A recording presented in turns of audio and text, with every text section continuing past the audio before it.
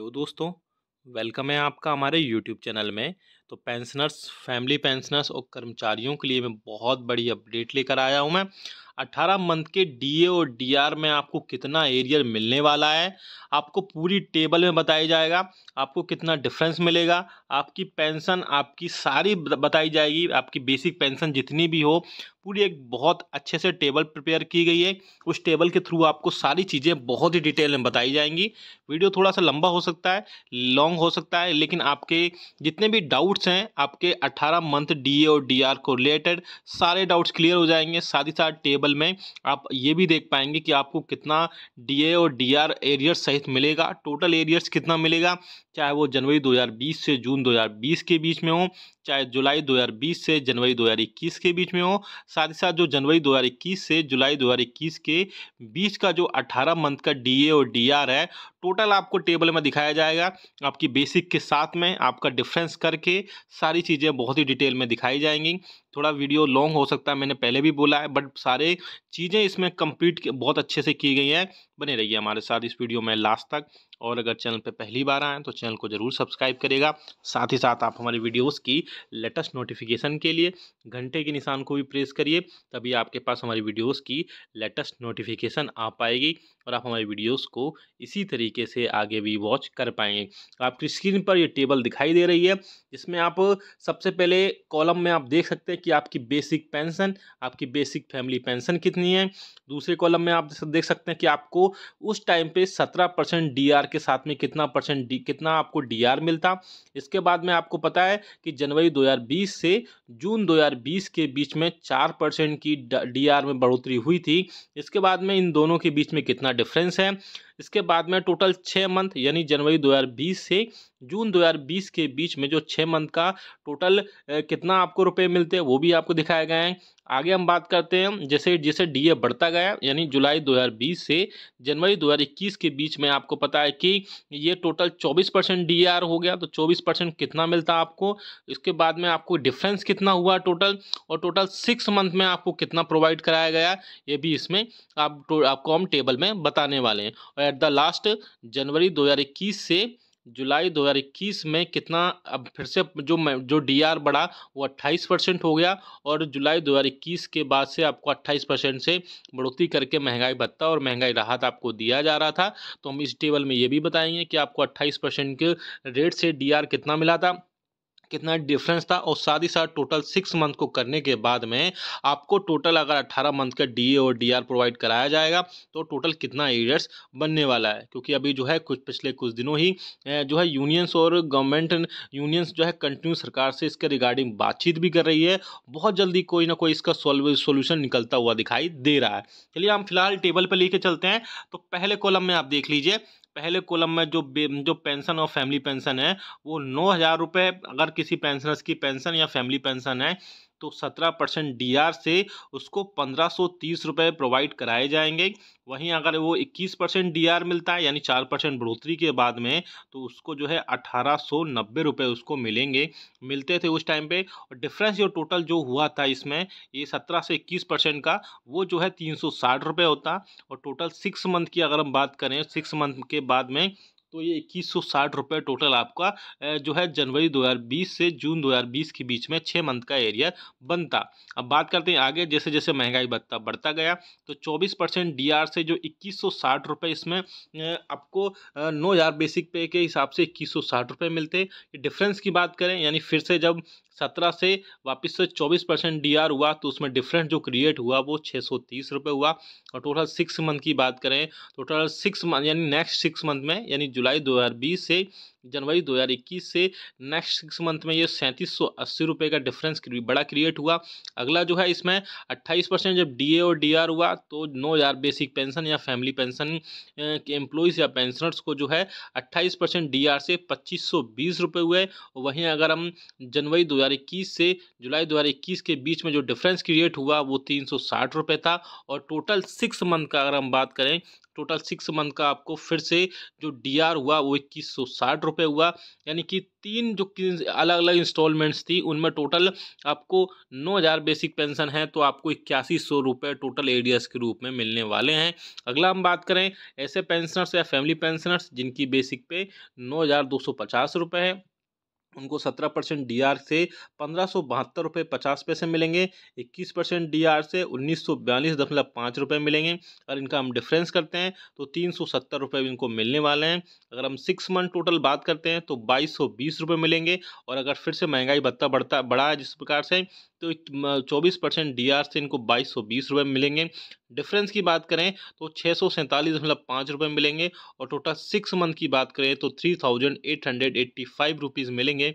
और टोटल हम 28% की बात करें, 28% डीआर जब बढ़ा तो 2590 रुपये मिलेंगे। और डिफरेंस की बात करें तो 370 रुपये होता है। और टोटल लास्ट में जो जनवरी 2021 से जुलाई 2021 के बीच में जो डिफरेंस हुआ वो 2220 रुपये था। और टोटल एरियर्स की बात करें ऐसे पेंशनर्स या फैमिली पेंशनर जिनकी बेसिक पे 9250 रुपये थी, टोटल अगर हम एरियर्स की बात करें 18 मंथ्स डीआर की, तो 8325 रुपये उनको मिलने वाले हैं। नेक्स्ट की हम बात करें, नेक्स्ट टेबल में आप देख सकते हैं कि 9550 रुपये है, तो 17% की दर से उनको 1623 रुपये 50 पैसे उनको मिलेंगे। वहीं अगर 21% जब बढ़ोतरी हुई जनवरी 2020 से जून 2020 के बीच में, तो 2005 रुपये 50 पैसे उनको मिले। और हम डिफरेंस की बात करें तो 382 रुपीज़ इसमें डिफरेंस हुआ। टोटल अगर 6 मंथ की बात करें डिफरेंस करने के बाद में, तो 2292 रुपीज़ टोटल प्रोवाइड कराए जाएंगे। और अगर 24% डीआर की बात करें तो 24% डीआर के रूप में भी सेम जो डेटा है यानी 2292 रुपीज़ मिलेंगे। और अगर डिफरेंस की बात करें तो 668 रुपीज़ 50 पैसे उनको जो है डिफरेंस क्रिएट हुआ। उस डिफरेंस की वजह से टोटल 6 मंथ का जो डीआर हुआ वो 4011 रुपीज़ हुआ। और 28% की दर से बात करें तो 2627 रुपये उनको मिलेंगे। और टोटल अगर डिफरेंस की बात करें फिर से तो 382 रुपये हुए। और टोटल 6 मंथ की बात करें तो 2292 मिलेंगे। लेकिन तीन तीन अलग अलग इंस्टॉलमेंट्स की बात करें यानी 18 मंथ्स की बात करें तो 8595 रुपये उनको टोटल जो है एरियर्स मिलने वाला है। नेक्स्ट हम बात करें, यहाँ पर आप देख सकते हैं नेक्स्ट जो है 9850 रुपये पेंशन या बेसिक पेंशन है, तो 17% की दर से उनको 1674 रुपये 50 पैसे मिलेंगे। और 21% जब बढ़ोतरी हुई तो उसके हिसाब से 2068 रुपये 50 पैसे उनको मिलने वाले हैं। वहीं अगर डिफरेंस की बात करें तो 394 रुपीज़ उनका डिफरेंस होने वाला है। और टोटल 6 मंथ की बात करें तो 2364 रुपीज़ उनको टोटल मिलने वाले हैं। और अगर 24% की बात करें तो 24% जो है 2364 रुपये उनको मिलेंगे। और डिफरेंस की बात करें तो 689.5 रुपीज़ मिलेंगे। और टोटल 6 मंथ्स की बात करें तो 4137 रुपीज़ उनको मिलने वाले हैं। 28% की डीआर से बात करें, 28% डीआर जब उनको मिला तो 2758 रुपीज़ मिलेंगे। वहीं अगर डिफरेंस की बात करें तो 394 रुपीज़ डिफरेंस होता है। और टोटल 6 मंथ की बात करें तो 2364 रुपीज़ उनको मिलने वाले हैं। और टोटल एरियर्स की बात करें ऐसे पेंशनर्स या फैमिली पेंशनर्स जिनका बेसिक जो है 9850 रुपये रहा, उनको 8865 रुपीज़ उनको मिलने वाले हैं। नेक्स्ट की बात करें, नेक्स्ट जो है जैसे पेंशनर्स या फैमिली पेंशनर जिनकी बेसिक 10,150 रुपये थी, उनको 17% की दर से डीआर उस टाइम जो मिल रहा था वो 1725 रुपये 50 पैसे था। वहीं अगर 21% डीआर में जब बढ़ोतरी हुई 4% की, जिसमें 2131 रुपये 50 पैसे उनको मिलने वाले थे। साथ ही डिफरेंस की अगर क्रिएट करें तो डिफरेंस जो है 406 रुपये मिलने वाला है। और अगर 6 मंथ टोटल की बात करें डिफरेंस क्रिएट करने के बाद में तो 2436 रुपये उनको मिलेंगे। वहीं अगर 24% डीआर के बाद में बात करें तो 2436 रुपीज़ डीआर होगा 24 की % डीआर से। और साथ ही साथ अगर डिफरेंस की बात करें तो 710 रुपीज़ 50 पैसे उनको डिफरेंस इससे मिलने वाला है।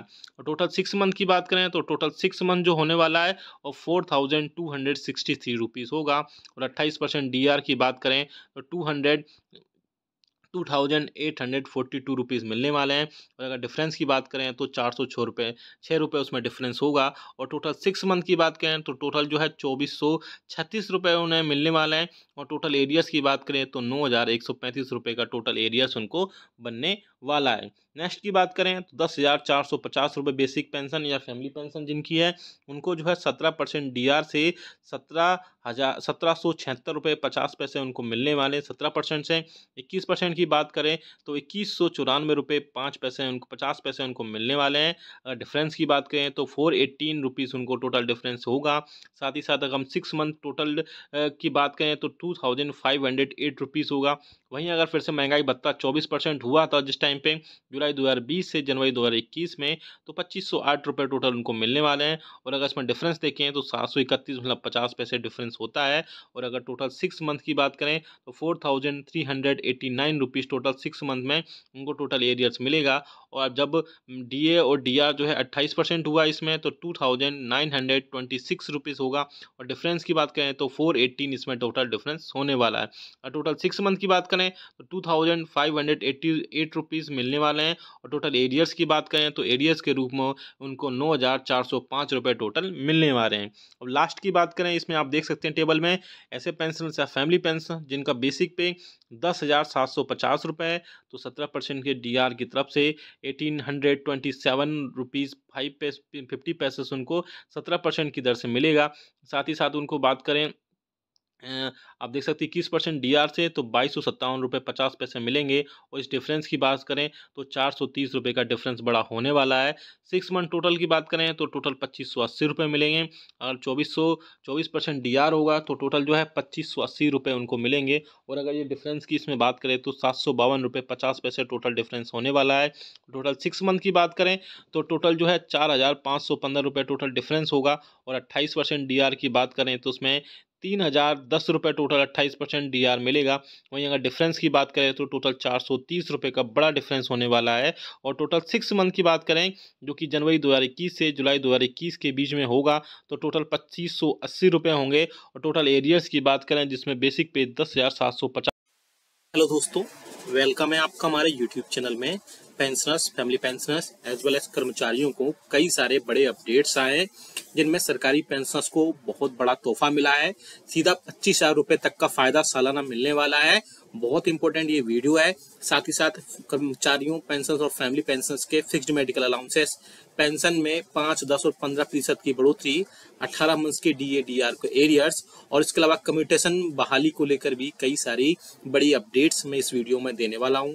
इसलिए ये वीडियो आप सभी के लिए बहुत ज़्यादा इंपॉर्टेंट होने वाला है। पूरे वीडियो को लास्ट तक देखिएगा। और अगर चैनल पर पहली बार आए तो चैनल को फ्री में सब्सक्राइब जरूर करिएगा। सब्सक्राइब के ब्लैक बटन को प्रेस करके साथ ही साथ आप हमारे वीडियोस के लेटेस्ट इन्फॉर्मेशन के लिए घंटे के निशान को प्रेस करना बिल्कुल मत भूलेगा। तभी आपके पास हमारी वीडियोस की लेटेस्ट इन्फॉर्मेशन आ पाएगी और आप हमारे वीडियोस को इसी तरीके से आगे भी वॉच कर पाएंगे। आपको जल्दी से एक इन्फॉर्मेशन दे देता हूं। आप हमारे इस चैनल पर पेंशनर्स, फैमिली पेंशनर्स और कर्मचारियों के रिगार्डिंग उनके पेंशनरी बेनिफिट से रिलेटेड आपको कई सारे लेटर्स, नोटिफिकेशन, सर्कुलर्स आपको समझाए जाते हैं। आपको उनमें जो भी डाउट्स होते हैं उनको क्लियर किया जाता है। अगर आपको भी कोई प्रॉब्लम है आपके पेंशनरी बेनिफिट्स को लेकर के, फैमिली पेंशनरी बेनिफिट्स को लेकर के, इवन कर्मचारियों को भी, तो आप हमें कमेंट बॉक्स में कमेंट्स जरूर करिएगा। आपकी प्रॉब्लम जो है नेक्स्ट वीडियो में ली जाएगी और सारे प्रॉब्लम्स को सोल्यूशन किया जाएगा। चलिए जल्दी से लेकर चलते हैं पहली बड़ी खबर पर। तो आप सभी जैसे सामने भी स्क्रीन पर देख पा रहे हैं कि कर्मचारियों, पेंशन भोगियों के लिए, आम टैक्स पेयर के लिए स्टैंडर्ड डिडक्शन की लिमिट बढ़ा दी गई है। इसका फायदा उन लोगों को मिलेगा जो नए टैक्स रिजीम का विकल्प चुनते हैं। नए टैक्स रिजीम में स्टैंडर्ड डिडक्शन की लिमिट पहले 50,000 रुपए सालाना थी, लेकिन अब जिसे बढ़ाकर 75,000 यानी कि 75,000 रुपीज कर दिया गया है। बेसिकली इसमें पेंशनर्स को क्या फायदा मिला वो भी देखेंगे। सरकारी पेंशनर्स को बड़ा तोहफा। जी हाँ दोस्तों, बजट 2024 में एक और बड़ा ऐलान किया गया है जिसके बारे में हम आपको बताते हैं। दरअसल ये ऐलान सरकारी पेंशनर्स के लिए ही स्पेशली किया गया है। वित्त मंत्री ने बजट पेश करते हुए फैमिली पेंशन पर टैक्स छूट की लिमिट को बढ़ा दिया है। यहाँ दोस्तों, फैमिली पेंशन पर अब छूट 15,000 रुपए यानी जो डिस्काउंट है 15,000 रुपए सालाना से बढ़ा करके 25,000 रुपए कर दिया गया है। इसका मतलब है कि फैमिली पेंशन का लाभ लेने वाले पेंशनर्स सालाना आप 25,000 यानी कि 25,000 रुपए तक के टैक्स लाभ का उठा सकते हैं। पहले 15,000 रुपए सालाना तक की टैक्स छूट मिलती थी, लेकिन अब इसको बढ़ा दिया गया है और इसका फायदा जो आप सभी को मिलेगा वो साल 2024-25 के वित्तीय वर्ष ये दिया जाएगा और यह लाभ पेंशनर्स को काफी बड़ी राहत मिलेगी। आप सभी को पता है कि जो टैक्स रिजीम से अब आई हैं उनमें कई सारी चीजों में अब अपडेशन किया गया है और आपकी जो फैमिली पेंशन पर डिस्काउंट मिलता था 15,000 रुपए 15,000, उसको बढ़ा करके अब पेंशनर्स को उसकी लिमिट 25,000 रुपए कर दी गई है और उसको अब सीधा सीधा अब उसमें उसको ऐड कर दिया जाएगा और ये आपको फाइनेंशियल ईयर 2024-25 के लिए इसमें सारे फायदे दिए जाएंगे। फैमिली पेंशन के लिए कई सारे रूल भी चेंज हुए थे, जिनमें आप देख सकते हैं कि फैमिली पेंशन के लिए कौन कौन हकदार है वो भी थोड़ा सा बात कर लेते हैं। 2004 से पहले जिन कर्मचारियों की भर्ती सीसीएस पेंशन नियम 1972 के अनुसार हुई थी, ऐसे में कर्मचारियों की मृत्यु होने पर उसके परिवार को पेंशन दी जाती है। कर्मचारी या पेंशन भोगी की फैमिली पेंशन को दिया जाता है और उसके बाद अगर बहुत सारी चीजें हैं तो फैमिली पेंशन में ऐड कर दी जाती हैं। इसके अलावा भी कई सारी चीजों पर बात हो सकी। इसके अलावा एक इंपॉर्टेंट मीटिंग हुई है जो विज्ञान भवन नई दिल्ली में मीटिंग हुई है, जिसमें आप देख सकते हैं सामने स्क्रीन पर पेंशन भोगी संगठनों की मांग को लेकर के एक बड़ी बैठक नई दिल्ली विज्ञान भवन में आयोजित की गई थी। इस बैठक में पेंशन भोगी संगठनों के साथ साथ केंद्रीय मंत्री मिस्टर जितेंद्र सिंह और केंद्र सरकार के विभिन्न विभागों के प्रतिनिधि मंडलों ने भाग लिया और इस मीटिंग में अब क्या क्या हुआ है, कौन कौन से मुद्दों के ऊपर मुहर लगी है और कौन कौन से आपके जो इश्यूज थे वो मुद्दे थे वो खारिज किए गए हैं, इसके मिनट्स केंद्र सरकार की तरफ से जारी कर दिए गए हैं और सभी पेंशन भोगी संगठनों को प्रतिनिधियों को भी भेज दिए गए हैं और सभी पेंशन भोगियों के बारे में अवगत के बारे में इन सब चीजों में हम बात करेंगे। पहला है कि पेंशनर्स का जो हेल्थ चेकअप है एनुअली, उस पर भी बात हुई है। 65 साल से 5% अतिरिक्त पेंशन का फायदा, उस पर भी इस मीटिंग में बात हुई। एफएमए बढ़ोतरी को लेकर बात हुई, साथ ही साथ फिक्स्ड मेडिकल के लिए फिक्स्ड मेडिकल अलाउंसेस की मंजूरी को लेकर भी बात हुई। रेलवे किराए में पेंशन धारकों या सीनियर सिटीजन को मिले डिस्काउंट, उसके रिलेटेड भी बात हुई और 30 जून या 31 दिसंबर को रिटायर हुए कर्मचारियों को एक इंक्रीमेंट का फायदा यानी नौसेल इंक्रीमेंट पर क्या क्या चीजें हुई उस पर भी बात हुई है। साथ ही साथ कम्यूटेशन बहाली लेकर को भी जो 12 साल में बहाली हो उससे रिलेटेड भी कई सारी चीजें पर बात हुई है, तो उस पर धीरे धीरे एक एक करके सारी बात करेंगे। अब देख सकते हैं इस बैठक में पेंशन भोगी संगठनों की विभिन्न मांगों के ऊपर चर्चा की गई, साथ ही साथ इसमें कुछ मुद्दों को माना गया और कुछ मुद्दों के ऊपर पुनः विचार करने की सहमति बनाई गई। साथ ही साथ इसके अलावा कुछ जो मुद्दे थे उनको खारिज कर दिया गया। तो चलिए विस्तार में जान लेते हैं कि इन कुछ खास मुद्दों के ऊपर जिन पर सरकार के विभिन्न मंत्रालयों ने क्या क्या निर्णय लिया। पेंशन धारकों का हेल्थ चेकअप था। पेंशन धारकों की अगर हेल्थ चेकअप की बात करें तो उसमें भी कई सारी चीजें थी, जिसमें पेंशनर्स के लिए बहुत सारी चीजें अपडेट्स हुई।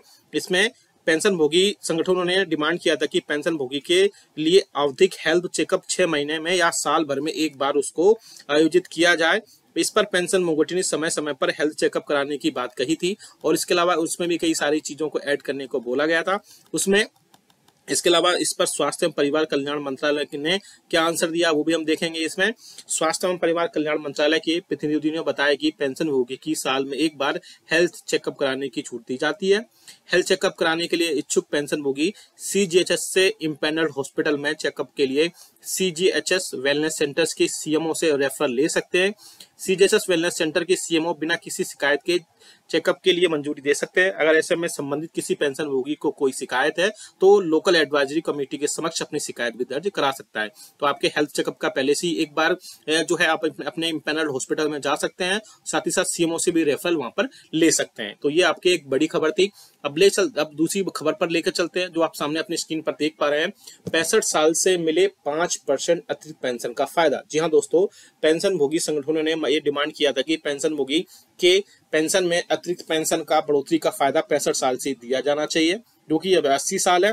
65 साल पर 5%, 70 साल पर 10%, 75 साल पर 15% और 80 साल पर 20% की एडिशनल पेंशन का फायदा दिया जाए। अब हर साल पर 5% की बढ़ोतरी की जानी चाहिए। इस पर डिपार्टमेंट ऑफ पेंशन वेलफेयर के जॉइंट सेक्रेटरी ने बताया कि इस मुद्दे के ऊपर डिपार्टमेंट ऑफ इकोनॉमिक अफेयर का सुझाव मांगा गया था और इस पर उन्होंने कहा कि अगर यह प्रपोजल स्वीकार किया जाता है तो इस पर सरकार की फाइनेंशियल कंडीशन हालांकि बिगड़ सकती है। साथ ही राज्य सरकारों के पेंशन भोगी भी इस तरह की डिमांड आगे रख सकते हैं, जिसकी वजह से बहुत सारी फाइनेंशियल हिंड्रेंस आ सकती है। इसलिए इसको स्वीकार अभी नहीं किया जा रहा है। जॉइंट सेक्रेटरी के इस जो है निर्णय से पेंशन भोगी संगठनों के ऊपर फिर से विचार करने का अनुरोध किया गया है। हालांकि यह मामला फिर से अभी अंडर कंसिडरेशन है, यानी कि मामला जो है अभी विचाराधीन किया गया है। एफएम में बढ़ोतरी। जो नॉन सीजीएचएस एरियाज में रहने वाले पेंशन धारकों को फिक्स्ड मेडिकल अलाउंसेस में बढ़ोतरी का मुद्दा भी इस बैठक में उठाया गया। फिक्स्ड मेडिकल अलाउंसेस अभी 1000 रुपए जिससे बढ़ोतरी किए जाने की मांग की गई थी और पेंशनर संगठनों का कहना था कि मात्र 1000 रुपए में जो ओपीडी मेडिसिन है या दवाओं की जरूरतें पूरी नहीं होती हैं, इसलिए इसको तत्काल प्रभाव से 1000 रुपए से बढ़ा करके 3000 रुपए किया जाना चाहिए। इस पर स्वास्थ्य एवं परिवार कल्याण मंत्री के जॉइंट सेक्रेटरी ने कहा कि इस मुद्दे का परीक्षण budget division of department of economic affair and department of expenditure के साथ किया गया और यहाँ पर उन्होंने कहा कि 7 सीपीसी के जो सिफारिश है यानी रिकमेंडेशन है उसके अनुसार 1 जुलाई 2017 से फिक्स्ड मेडिकल अलाउंसेस है उसको 1000 रुपए रिवाइज किया गया था। ऐसे में अभी फिर से मांग बढ़ाने के ऊपर सरकार का भी फिलहाल कोई विचार नहीं है, लेकिन फिर भी पेंशनभोगी संगठनों ने इस पर पुनः विचार करने की मांग की है और मामला अभी फिर से मैटर अंडर कंसिडरेशन है। लेकिन जल्द से जल्द इस पर कोई ना कोई अभी सारी चीजें अपडेट होंगी और पेंशनर्स के लिए फिक्स्ड मेडिकल अलाउंसेस पर एक बढ़ोतरी देखने को मिल सकती है। आगे आप देख सकते हैं आगे रेलवे के किराए में पेंशनरों के लिए क्या क्या चीजें मिल सकती है उससे भी रिलेटेड है। पेंशनभोगी संगठनों ने रेलवे मंत्रालय के प्रतिनिधियों से डिमांड किया कि रेलवे किराए में पेंशन धारकों को जो पहले की तरह डिस्काउंट मिलते थे वह फिर से उसको बहाल या रिस्टोर किया जाना चाहिए। इस पर रेलवे मंत्रालय ने कहा कि रेलवे यात्रियों के लिए रेलवे में करीब लगभग 59,837 करोड़ की छूट देता है। अगर प्रति व्यक्ति देखा जाए तो 53% की रेलवे में छूट दी जाती है। दिव्यांग यात्रियों, विद्यार्थियों और रोगियों को भी छूट का फायदा दिया जाता है और फिर भी रेलवे प्रतिनिधियों ने कहा कि वर्तमान स्थिति में पेंशन धारकों और सीनियर सिटीजन के लिए रेलवे में जो डिस्काउंट है उसको अभी बहाल नहीं किया जाता है। इसके अलावा भी कई सारी चीजें वहां पर हो सकती हैं। आगे आप देख सकते हैं कि 30 जून 31 दिसंबर को ये इंपॉर्टेंट है, नोशनल इंक्रीमेंट को लेकर के रिटायर कर्मचारियों को एक इंक्रीमेंट का फायदा दिया जाना चाहिए। इस बैठक में जो नोशनल इंक्रीमेंट है उसका भी मुद्दा उठाया गया। पेंशनी संगठनों ने कहा कि ऐसे कर्मचारियों 1 साल की अवधि अगर पूरी करते हैं तो उनको 1 जुलाई या 1 जनवरी को इंक्रीमेंट का फायदा देना चाहिए। इसके अलावा और भी कई सारी चीजों पर बात हुई। इसमें डीओपीटी के प्रतिनिधियों ने कहा कि सरकारी कर्मचारियों की वेतन वृद्धि की तारीख पर सेवा में होना चाहिए। इससे उन्होंने आगे कहा कि मौजूदा नियमों में संशोधन या रिवीजन करने की मांग की गई है। इस मुद्दे को डिपार्टमेंट ऑफ एक्सपेंडिचर के साथ उठाया गया है और इस मुद्दे को लेकर के जल्द से जल्द कोई भी इंक्रीमेंट देने का आदेश जारी किया जा सकता है। इससे रिलेटेड भी कई सारी है, अगर आप आदेश की प्रति डाउनलोड करना चाहते हैं तो वो भी कर सकते हैं। साथ ही साथ कम्यूटेशन बहाली पर भी लेकर की उस पर भी कई सारी चीजों पर अपडेट आ रहा है। इसमें कम्यूटेशन बहाली को लेकर के पेंशनभोगी संगठनों ने केंद्र सरकार के डिमांड की कि सरकार ने कम्यूटेशन बहाली को गुजरात सरकार ने 15 साल से घटाकर 13 साल किया है। वहीं और भी कई राज्यों में ऐसा किया गया है। ऐसे में बहुत सारी पेंशन भोगियों ने इस मामले में सरकार से रिक्वेस्ट की कि कम्यूटेशन बहाली 12 साल करने का सर्वसाधारण आदेश किया जाए। इस पर केंद्र सरकार ने जल्द से जल्द डीओपीटी सचिव ने बताया कि इस पर जल्द से जल्द कोई विचार किया जा रहा है और जल्द से जल्द इसके ऊपर निर्णय लिया जाएगा। तो ऐसे में पेंशनर्स के लिए कई सारे चीजों पर इसमें बात हो सकती है, जिसमें पेंशनर्स के हेल्थ चेकअप है, फिक्स्ड मेडिकल अलाउंसेस है, 5, 10, 15% का बढ़ोतरी को लेकर के, वहीं उनकी टैक्स में डिडक्शन को लेकर भी कई सारे अपडेट्स आए। साथ ही साथ पेंशनर्स धारकों का जो हेल्थ चेकअप है उससे रिलेटेड भी कई सारी चीजें हैं। वहीं पेंशनर्स के नोशनल इंक्रीमेंट पर भी यहाँ पर बात की गई है और जो कम्यूटेशन बहाली है 15 साल में होती है उसको 12 साल किए जाने पर भी अभी बहुत सारे मैटर इसमें अंडर कंसिडरेशन है। जल्द से जल्द इन सभी चीजों पर निर्णय ले लिया जाएगा और हम जैसे इस पर कोई डिसीजन आ जाएगा तो हम आपको जरूर बता देंगे। आप इसका जो ऑफिशियल मिनट्स है उसकी डाउनलोड कॉपी करना चाहते हैं तो हमारे वीडियो को लाइक करके, वीडियो को शेयर करके कमेंट बॉक्स में यस लिख दीजिएगा, वहां से आप सीधा ये डाउनलोड कर पाएंगे। और आप दोस्तों, वेलकम है आपका हमारे यूट्यूब चैनल में। पेंशनर्स, फैमिली पेंशनर्स और कर्मचारियों के लिए बड़ी खबरें आई हैं। बजट में क्या क्या मिला पेंशनर्स को, कर्मचारियों को, फैमिली पेंशनर्स को, आप सभी को पता है कि बजट अब पेश हो चुका है। उसके बाद बहुत सारी चीजें हो रही हैं और बहुत सारी चीजें आगे भी होने वाली है। सारी अपडेट दूंगा मैं। साथ ही साथ 18 मंथ्स के एरियर्स पर जो ऐलान होने वाला था उसका क्या हुआ, पेंशन में बढ़ोतरी को लेकर के, नोशनल इंक्रीमेंट को लेकर के, साथ ही साथ 8वें वेतन आयोग को लेकर के जो चर्चाएं चल रही थी कि बजट में पेश होंगी, वो सब धरी की धरी रह गई और अब बजट पेश हो चुका है जिसमें कर्मचारियों, पेंशनर्स और फैमिली पेंशनर्स के लिए उसमें कुछ भी नहीं मिला है। तो क्या ये चीजें थी, सारी चीजें डिटेल में बात करेंगे। पूरी वीडियो को लास्ट तक देखिए। साथ ही साथ इसमें पेंशनर्स के लिए आगे क्या चीजें हो सकती हैं और उनमें क्या उनको फायदा मिल सकता है, उन पर भी हम थोड़ा डिटेल में बात करेंगे। पूरी वीडियो को लास्ट तक देखिएगा और अगर चैनल पर पहली बार आए तो चैनल को फ्री में सब्सक्राइब जरूर करिएगा। सब्सक्राइब के ब्लैक बटन को प्रेस करके साथ ही साथ आप हमारी वीडियोस की लेटेस्ट इन्फॉर्मेशन के लिए घंटे के निशान को जरूर प्रेस करिएगा, तभी आपके पास हमारी वीडियोस की लेटेस्ट इन्फॉर्मेशन आ पाएगी और आप हमारी वीडियोस को इसी तरीके से आगे भी वॉच कर पाएंगे। आपको जानकारी एक लेकिन इन्फॉर्मेशन दे दूं, कर्मचारियों, पेंशनर्स और फैमिली पेंशनर्स के उनके पेंशनरी बेनिफिट से लेकर के सभी कर्मचारियों के लिए हम उनके पेंशनरी बेनिफिट के रिगार्डिंग बहुत सारी वाइज सर्कुलर्स, नोटिफिकेशंस और इन्फॉर्मेशन लेकर आते रहते हैं। साथ ही साथ आपको अगर आपके पेंशन बेनिफिट से रिलेटेड कोई अगर समस्या है, कोई डाउट है, अगर आपको पेंशन टाइम पर नहीं मिलती है तो आप हमें कमेंट बॉक्स में कमेंट करिएगा। हम नेक्स्ट वीडियो में उसको वहां पर जो है उसको सुलझाने की, आपकी जो भी प्रॉब्लम्स होगी उसको सॉल्व करने की पूरी कोशिश करेंगे। जी हाँ दोस्तों, सीधा मुद्दे पर लेकर चलते हैं। आप सभी को पता है कि बजट पेश हो चुका है। अब बजट के बाद में पेंशन्स के लिए बहुत सारी चीजें थी और बहुत सारी चीजों पर बात हो रही थी कि 18 मंथ्स के डीए डीआर का जो बजट है या ओआरओपी का बजट है या पेंशन में 5-10 या 15% की बढ़ोतरी है, उन पर ये सारी चीजें हो सकती हैं। हालांकि यूनियंस और पेंशनर्स और फैमिली पेंशनर्स की जो फेडरेशन और यूनियंस थी, उनकी तरफ से ये सब प्रपोजल्स गए हुए थे, कई सारी डिमांड्स गई हुई थी, जिनमें 18 मंथ्स के डीए डीआर था, साथ ही साथ ओल्ड पेंशन स्कीम का रिस्टोरेशन था और 8वें वेतन आयोग भी था। हालांकि 8वें वेतन आयोग पर गवर्नमेंट क्लियर पहले ही कर चुकी थी कि 8वां जो पे कमीशन है उस पर अभी सरकार ना ही मिनिस्ट्रियल और ना ही इंटर मिनिस्ट्रियल किसी भी टाइप से कोई भी बातचीत कर रही है। हालांकि ये सरकार ने रिटर्न में दिया था, संसद में ये क्वेश्चन पूछा गया था, उसमें ये सारी चीजें बोली गई थी, लेकिन गवर्नमेंट ने ये कभी भी क्लियर नहीं बोला। आपको फिर से मैं एक जानकारी के लिए बात बता दूं, जो लोग ये बोल रहे हैं कि 8वां वेतन आयोग नहीं आएगा, तो मैं उनको सभी को बता देता हूं कि 8वां वेतन आयोग पर गवर्नमेंट की तरफ से कभी भी क्लियरली इंस्ट्रक्शन नहीं दिए गए थे कि 8वां वेतन आयोग नहीं आएगा। बस जून के मंथ में या फिर बोल सकते हैं कि पिछले मंथ में ये सारी चीजें बोली गई थी कि 18 मंथ जो आपका 8वां वेतन आयोग है उन पर अभी चर्चा नहीं हो रही है, अभी इस पर चर्चा करना बहुत ही जल्दबाजी होगी। हालांकि यूनियन की तरफ से भी कई सारी चीजों पर उसमें बात की गई थी, जिसमें हम थोड़ा सा बात कर लेते हैं। आप देख सकते हैं शिव गोपाल मिश्रा जी हैं, जो कि महामंत्री हैं All India Railway Men's Federation के। इन्होंने भी काफी कुछ बोला था कि रेलवे बजट से लगभग 13 लाख कर्मचारियों को भी काफी उम्मीदें हैं। सरकार पुरानी पेंशन योजना की बहाली पर विचार कर सकती है।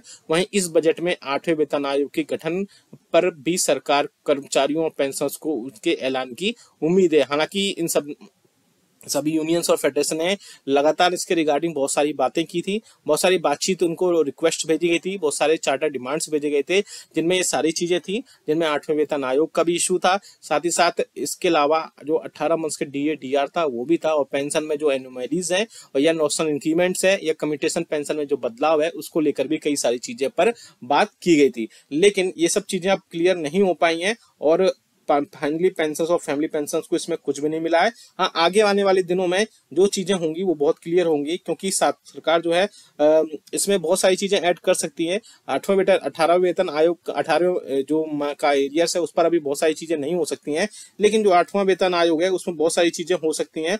और इसके अलावा 8वें वेतन आयोग पर पहले भी कई सारी चीजें चर्चा की जा सकती है, और इसके अलावा एक कमेटी भी बनाई जा सकती है इसमें लास्ट मंथ तक, नवंबर दिसंबर तक, जिसमें आपके कमेटी बनाए जाने के बाद में उसमें रिकमेंडेशंस आपको होंगे 8वें वेतन आयोग के, और उसके बेसिस पर फिटमेंट वेक्टर तय किया जा सकता है।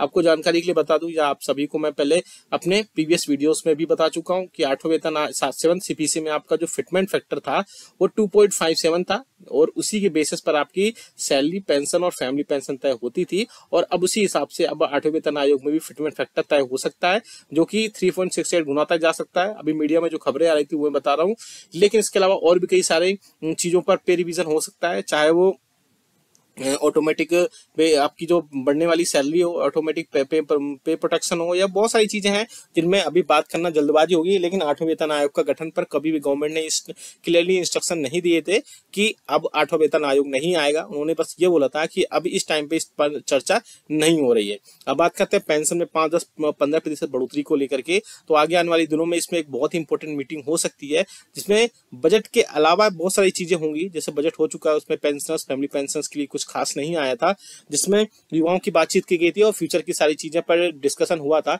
लेकिन कर्मचारियों पेंशन और फैमिली पेंशन के जो बेसिक में बढ़ोतरी को लेकर के जो चर्चाएं हैं वो फिर से अब आगे जो है तेज होंगी, क्योंकि आगे एक कैबिनेट बैठक हो सकती है जिसमें मिनिस्ट्री ऑफ फाइनेंस के डिपार्टमेंट ऑफ एक्सपेंडिचर के अधिकारी, साथ ही साथ यूनियंस ऑफ फेडरेशन के अधिकारी और डीओपीटी के अधिकारी इस मीटिंग में हो सकते हैं, और साथ ही साथ कैबिनेट सेक्रेटरी की अध्यक्षता में ये मीटिंग हो सकती है, जिसमें 18 मंथ्स के डीए डीआर के एरियर्स के अलावा पेंशन में जो 5, 10 और 15% की बढ़ोतरी है उस पर चर्चा हो सकती है।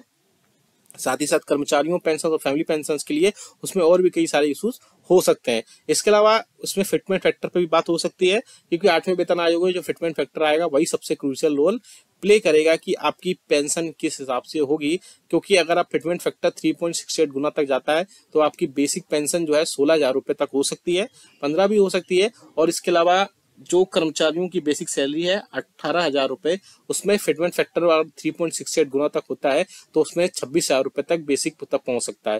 हालांकि इन सब चीजें में अभी बिल्कुल क्लियर कहना बहुत ही जल्दबाजी होगी, क्योंकि ये सब चीजें अभी क्लियर नहीं हो रही हैं। इसके अलावा नोशनल इंक्रीमेंट जो है, आप सभी को पता है कि जो लास्ट वर्किंग डे को रिटायरमेंट होते हैं 30 आपकी जुलाई में और साथ ही साथ 31 दिसंबर को, तो ऐसे में उन पेंशनर्स को अपना नेक्स्ट इंक्रीमेंट नहीं मिलता है एक दिन के चलते। तो उसी के चलते भी बहुत सारे पेंशनर्स और कर्मचारियों ने रिक्वेस्ट की थी सरकार से, तो उन सभी पेंशनर्स को वहां पर सभी को जो है नेशनल इंक्रीमेंट दिया जाना चाहिए और